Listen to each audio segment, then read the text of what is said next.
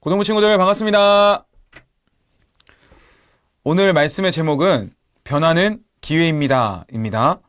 오늘의 본문은 창세기 12장 1절부터 3절까지 말씀인데요. 목사님의 말씀을 읽고 이어가도록 할게요.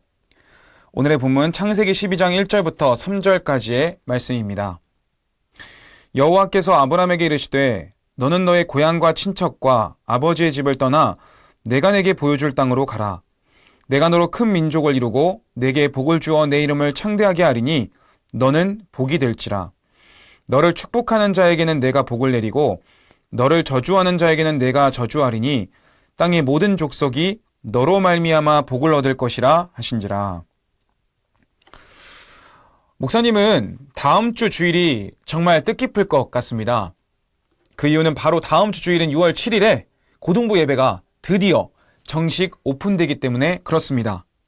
그동안 코로나 확산으로 인해서 계속해서 미뤄졌던 예배가 드디어 공식 오픈되는 만큼 모두가 나와서 함께 하나님을 예배하고 교제하는, 그리고 서로의 소식을 묻는 그런 영적 교제가 이루어지게 되기를 소원합니다.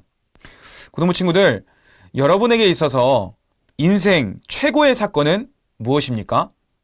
인생 최고의 사건. 콘서트에서 내가 그동안 보고 싶었던 연예인을 만나거나 그 연예인으로부터 사인을 받고 인증샷을 남길 때, 그때가 인생 최고의 순간인가요? 아니면 내가 그동안 갖고 싶었던 것을 누군가로부터 선물 받게 되었을 때, 그럴 때인가요? 우리 크리스천들에게 있어서 인생 최고의 사건이 있습니다. 그것은 하나님이 내게 찾아오시는 사건입니다. 그래서 기독교는 세상의 종교와 다릅니다. 세상의 종교는 내가 그 신을 찾아 나서야 돼요.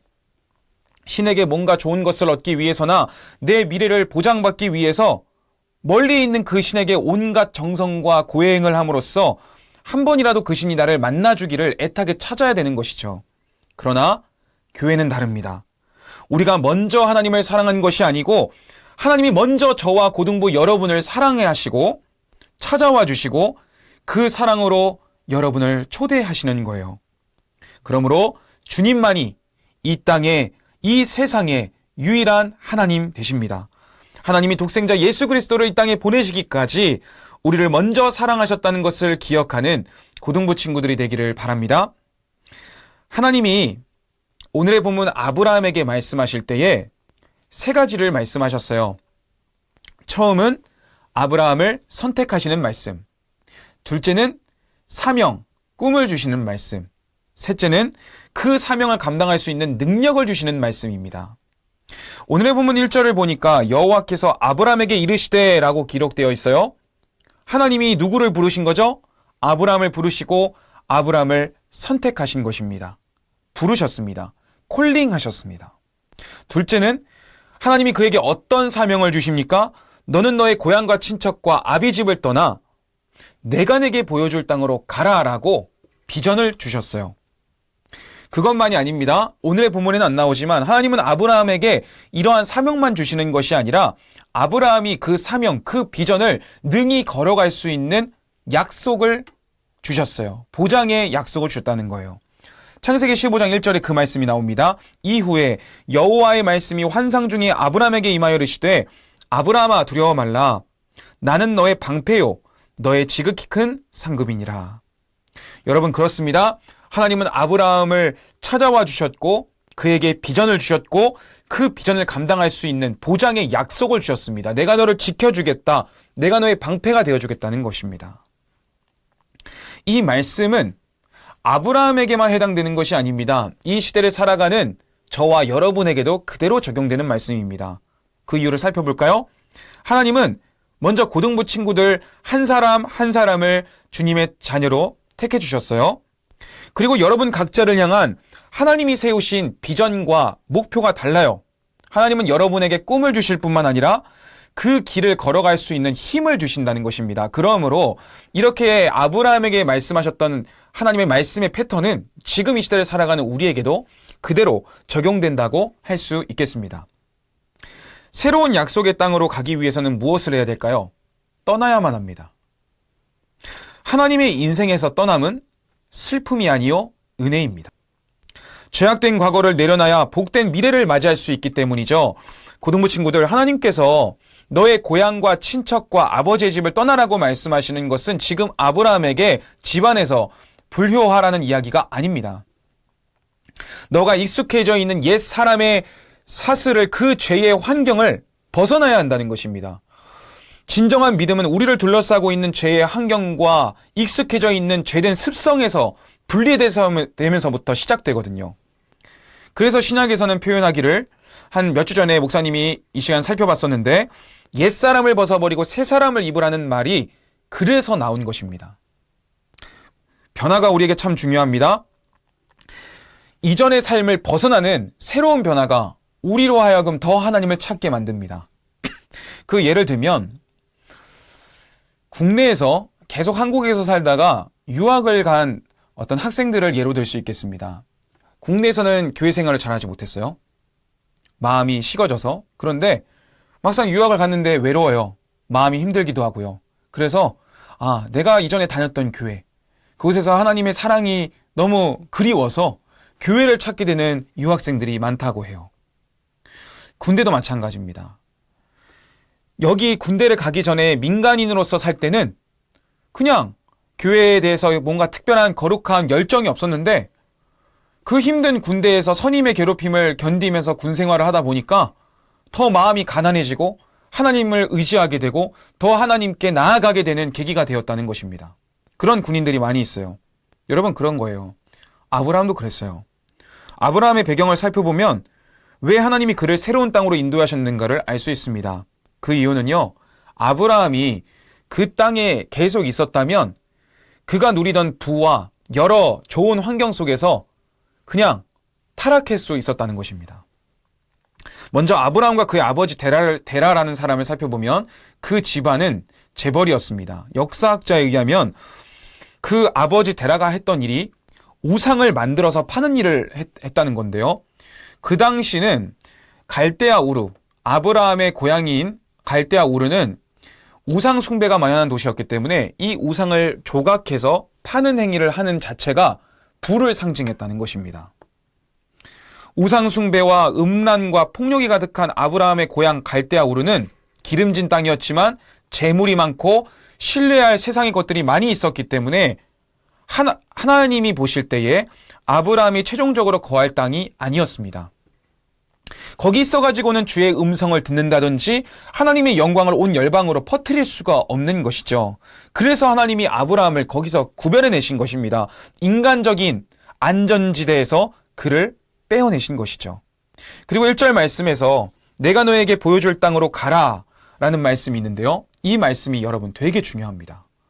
고등부 친구들, 잘 보세요. 보여준 땅도 아니고 보여줄 땅입니다. 이 말은 한 걸음 한 걸음씩 너가 나 하나님과 동행하며 걸어가게 될 때 내가 너에게 가게 할 그 땅을 알게 해줄 것이다. 처음부터 다 말씀하신 것이 아니었어요. 나 하나님과 동행하면서 내가 앞으로 계속해서 보여줄 그 길을 걸어가라 라고 말씀하시는 것입니다. 그런데 여러분, 그 불투명해 보이는 말씀이 가장 분명하고 가장 명확한 은혜임을 기억해야 할 줄로 믿습니다. 사도행전 8장 26절을 보면 목사님이 지난해에 살펴봤던 말씀이었는데 이런 말씀이 나와 있어요. 주의 사자가 빌립에게 말하여 이르되 일어나서 남쪽으로 향하여 예루살렘에서 가사로 내려가는 길까지 가라 하니 그 길은 광야라. 여러분, 먼저 이 빌립이라는 사람에 대해서 설명할 필요가 있는데요. 간략하게 설명하겠습니다. 빌립은 집사였습니다. 하나님께서 12제자를 통해서 이제 초대교회를 세우시고 말씀을 전파하게 하시고 성령의 임재를 통하여 본격적으로 사역을 시작하려고 할 때에 사도들이 사도의 역할을 온전히 수행하지 못하자 교회 내에 7집사를 세웠습니다. 그 중에 스데반 집사님이라는 분이 계셨는데요. 이분은 아주 굉장한 분이셨어요. 스데반 집사님이 담대하게 그 당시 예수 그리스도를 영접하지 않는 유대인들을 향하여서 너희가 그렇게 살아가서는 안 된다. 너희를 위하여 십자가에 못 박히신 예수 그리스도를 믿고 너희의 죄를 회개해야 된다라고 이야기하니까 그들이 양심의 가책이 생겨서 스데반을 돌로 쳐서 죽였어요. 그때부터 수많은 그 기존의 교회와 또 7집사가 뿔뿔이 흩어져야만 했습니다. 디아스포라, 흩어진 유대인들. 흩어진 그리스도인들이 각자의 자리에서 사역을 하게 되었던 것이죠. 예루살렘에 모여 있을 수가 없었으니까요. 그 중에 한 명이 빌립이었습니다. 그런데 빌립이 어디를 갔느냐? 예루살렘에서 그 당시 유대인들이 사람 취급을 하지 않았던 사마리아라는 땅에 갔습니다. 사마리아는요, 순수 혈통을 자랑하던 유대인들과 상반되는 민족이었어요. 거기는 혼혈이었고요. 하나님의 민족적인 색채가 다 끊겨지고 오염되었다고 생각했던 나라였기 때문에 사마리아 사람을 짐승대하시 대했다는 거예요. 그런데 이 빌립이라는 집사가 핍박 이후에 흩어진 나라가 바로 그곳이었는데요. 거기서 복음을 전했습니다. 차별하지 아니하고. 그러자 사마리아에 대부흥이 일어났습니다. 수많은 사람에게 기적이 일어나고요. 그들이 예수님을 믿게 되고 예수님을 나의 구주 나의 하나님으로 영접하는 역사가 일어나게 된 것이죠. 그런데 그렇게 성공적인 목회, 성공적인 사역을 하고 있는 그 중에 갑자기 하늘의 천사로부터 이런 이야기가 나온 거예요. 방금 읽었던 말씀. 주의 사자가 빌립에게 말하여 이르되 일어나서 남쪽으로 향하여 예루살렘에서 가사로 내려가는 길까지 가라 하니 그 길은 어떤 길이다? 광야라. 결론적으로 말하면 빌립 집사가 그곳에 간 덕분에 에디오피아 네시아에게 복음을 전할 수 있었습니다. 그러나 처음에 빌립은 이 사명을 들었을 때에 그곳에 가면 에디오피아 네시아가 있다는 이야기를 듣지 않았어요. 그냥 광야길로 가라 그랬어요. 여러분, 이거는 사실 상식적으로 말이 안 되는 이야기입니다. 사마리아에서 정말로 성공적인 복음 전도를 하고 있는 그 찰나에 왜 사람도 다니지 않는 광야로 가라고 하는 것입니까? 불순종할 수 있는 거잖아요. 그러나 주의 천사가 말한 것은 곧 하나님이 명령하신 것을 믿고 빌립이 아무것도 바라보지 않고 인간적인 생각을 버리고 나아간 것입니다. 그 결과 에디오피아 네시에 하나님이 예비하신 영혼을 만남을 통하여 그에게 복음을 전하였고 그 복음을 들은 에디오피아 네시가 자신의 나라로 가서 그 복음의 씨앗을 가지고 나아갈 수 있게 된 것입니다. 사랑하는 고등부 친구들, 여러분, 이처럼 하나님이 떠나라 할 때, 하나님이 가라고 할 때, 그 말씀에 순종할 때 기적이 임합니다. 예수 그리스도를 믿는 우리에게 찾아오는 여러 가지 변화는요, 다 기회요, 은혜입니다. 오늘 말씀의 제목은 변화는 기회입니다입니다. 그렇습니다. 여러분에게 찾아오는 변화, 여러분에게 찾아오는 어떤 삶의 환경의 뒤바뀜, 이 모든 것은 우리가 다시 하나님 앞에 더 기쁨으로 나아갈 수 있는 계기가 된다는 것입니다. 코로나로 인해 그동안 학교의 생활이 얼어붙어 있다가 다시 학업을 시작하고 있는 요즘 여러분의 앞날이 막막할 수 있을 거예요. 답답하기도 하고 내 뜻대로 되지 않을 수 있죠. 그런데 이럴 때일수록 여러분이 기억해야 할 것은 우리가 이런 변화 속에서, 이런 시국의 어지러움 속에서도 하나님과 늘 동행하는 자세가 있어야 된다는 것입니다. 여러분을 먼저 찾아와 주시고 그리고 여러분에게 꿈을 주시고 그 꿈을 이룰 수 있도록 힘주시는 하나님을 의지하기 바랍니다. 아직 꿈을 발견하지 못했나요? 꼭 꿈은 직업을 말하는 것이 아닙니다. 여러분을 향한 하나님의 원대하신 계획을 의미하는 겁니다. 근데 그 계획을 아직 발견하지 못했다면 그 길을 보여달라고 기도하세요. 하나님은 한 사람도 빠짐없이 각 사람을 향한 비전이 있으시거든요. 그 비전을 발견하게 하실 뿐만 아니라 그 비전의 길을 걸어갈 수 있도록 주님은 인도해 주실 줄로 믿습니다. 코로나로 인해 얼어붙은 이 시기 속에서 여러분의 신앙을 점검하세요. 여러분의 믿음을 점검하는 기회가 되었음을 기억하고 더 하나님의 영광을 위해 살아가는 고등부 친구들이 되기를 바랍니다. 다음으로 우리 다 함께 본문 말씀 1절부터 3절 우리가 처음부터 다 읽었었는데 다시 한 번 더 읽어보도록 하겠습니다. 여호와께서 아브라함에게 이르시되 너는 너의 고향과 친척과 아버지의 집을 떠나 내가 내게 보여줄 땅으로 가라.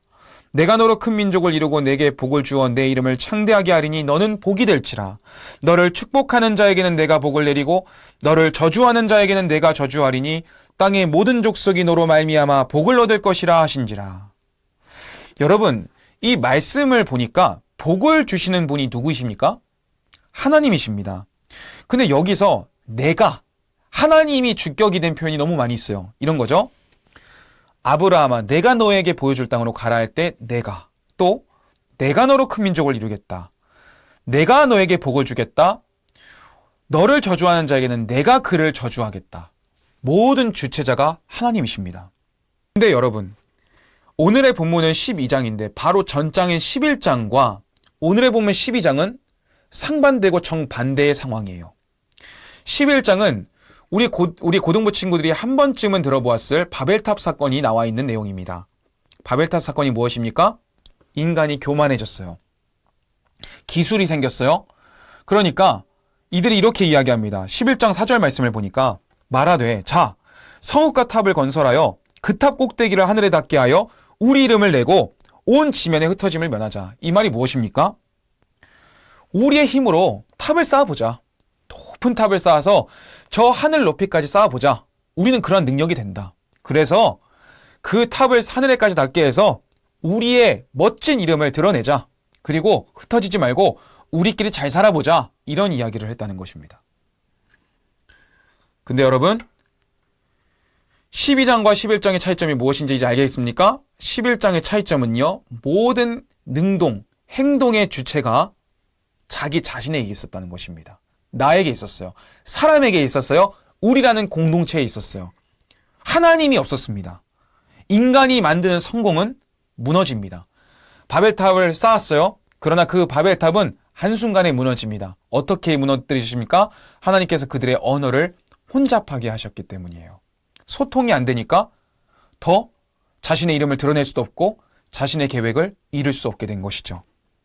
인간이 만드는 성공은 무너집니다. 하나님이 주시는 성공이 진짜 성공이에요. 혹시 여러분 가운데에 이 코로나 기간 동안 집에서 시간을 보내고 이제 다시 학교를 가야 되는 이 상황 속에서 여러분의 힘만 의지하는 친구들이 있나요? 삶의 주체가 여러분 자신인 사람이 있습니까? 회개하시기 바랍니다. 목사님도 회개해야 돼요. 우리의 삶의 인도자 되시는 분은 하나님뿐이 없습니다. 내가 아무리 계획을 많이 세워도 하나님이 우리의 인생을 책임지시지 않으면 우리의 인생은 불완전하고 무너질 수밖에 없습니다. 마치 바벨탑처럼요. 오늘 목사님은 여러분에게 두 가지를 이야기했습니다. 하나님께서 말씀하시는 그 말씀에 순종해야 된다는 것, 떠남이 은혜라는 것, 우리에게 찾아오는 여러 가지의 변수와 변화가 오히려 하나님을 더 만날 수 있는 기회가 된다는 것, 그것을 먼저 말씀드렸어요. 둘째는 우리의 삶의 주인이 내가 아니라 하나님이시라는 고백이 있어야 된다는 것입니다. 여러분, 이제 다음 주에 우리에게 또다시 변화가 찾아옵니다. 예배를 드리던 우리가 코로나라는 상황 때문에 예배를 드리지 못하다가 그러다가 다시 예배를 오픈하려 했다가 미뤄졌던 찰나에 이제 드디어 6월 7일부터 예배가 오픈됩니다. 우리에게 변화가 찾아왔습니다. 다시 학교를 가야 되는 학교의 변화도 있습니다. 이러한 변화를 그저 흘러가는 여러분의 힘만 의지하는 인생으로 흘러보내시겠습니까? 아니면 이 변화가 내가 더 하나님을 가까이 하고 내가 더 하나님과 친밀해지는 기회로 삼으시겠습니까? 하나님이 여러분을 먼저 찾아와 주셨어요. 이제 여러분의 마음의 문을 열고 회개하는 심령으로 하나님, 나의 지난날을 회개합니다. 지난날 나태하게 예배드리고 나태하게 하나님 말씀 사모하지 않았던 나의 죄를 회개하고 이제 정신 차리고 주님을 붙잡으며 살겠습니다. 라고 결단하며 살아가는 고등부 친구들이 되기를 바랍니다. 여러분, 기다리겠습니다. 다음 주에 만나는 그날까지 항상 건강하고 기도함으로써 다음 주에 만납시다. 여러분, 목사님이 여러분을 위해서 더 많이 기도할게요. 기도하겠습니다. 하나님, 오늘 이 시간 창세기 12장 아브라함을 부르신 그 장면의 말씀을 통하여 우리에게 두 가지의 말씀을 주시니 감사합니다.